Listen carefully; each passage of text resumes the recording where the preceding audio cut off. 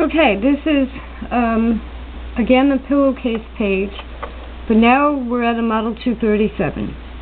And I think what my recommendations would be, if you were going to do this, even if you're just starting with sewing, is I would have a manual handheld stitcher for sketching.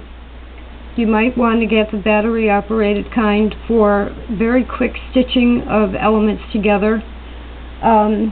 You might be able to skip the Model 20, but this is really, if you're going to buy a full-size machine, I would look for a Singer Model 237.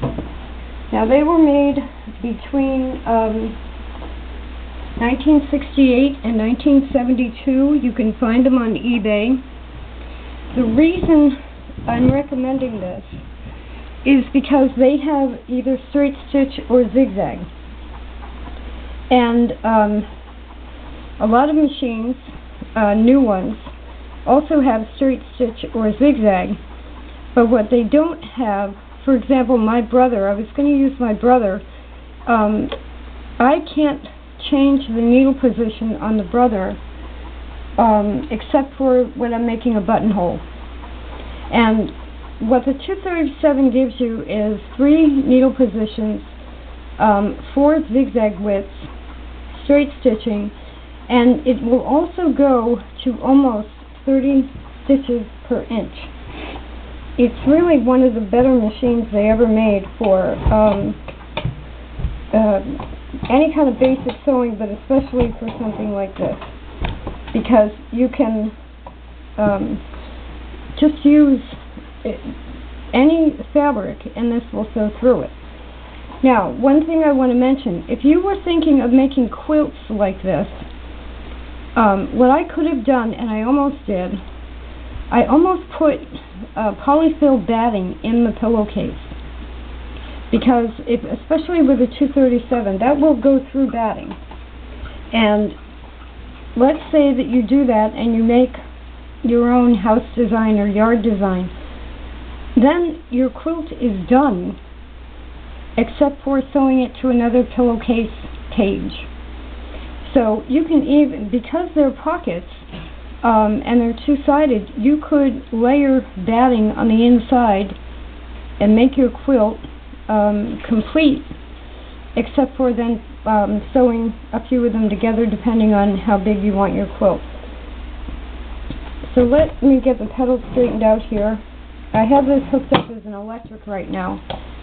I've got a zigzag stitch, and I'm going to put down the road on the first page.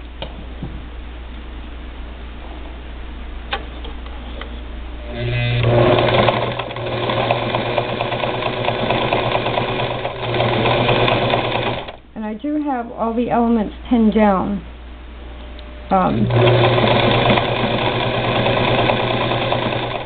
And now here's 4 layers of denim, because I pieced some of those denim roads together, and it's just going to plow right through it.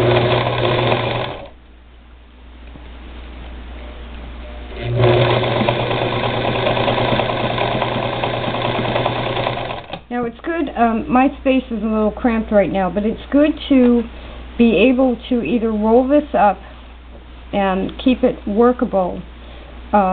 It's good to pin the elements down. I'm getting a little bit of curving on the denim here, even though it is pinned down, so I may have to take that out again. And we don't want to lose the camera, so let me stop there because I want to keep that road straight. You get the idea that a machine such as this, and I do recommend the 237. I could easily do the same thing on the brother. Now for some reason probably I moved and I got just a little bit of curve on the road there. But let me show you also the other page that's going to be the road. I ended up choosing a multicolored pillowcase because Cape Cod is all different layers of sand. So this is where you can bring patterned pillowcases into your design as a foundation. So I'm again going to just zigzag this. I have a tension on 3. I'm not going to change the tension. And this is why this machine is so versatile, it just sews.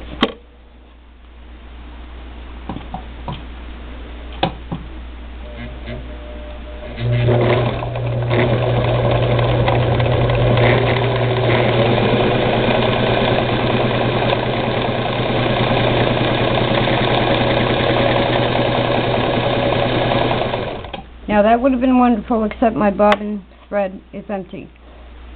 So again, you get the idea. This one machine is probably all I would need, and I have several machines in order to do any kind of landscape design in fabric without fiddling a lot with the tension or the settings or anything. It's got a few settings that you need and a lot of bells and whistles that you don't need.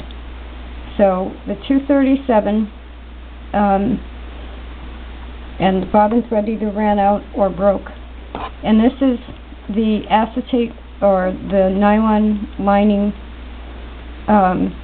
for the road. And without changing the tension from denim to this, and it sews wonderfully.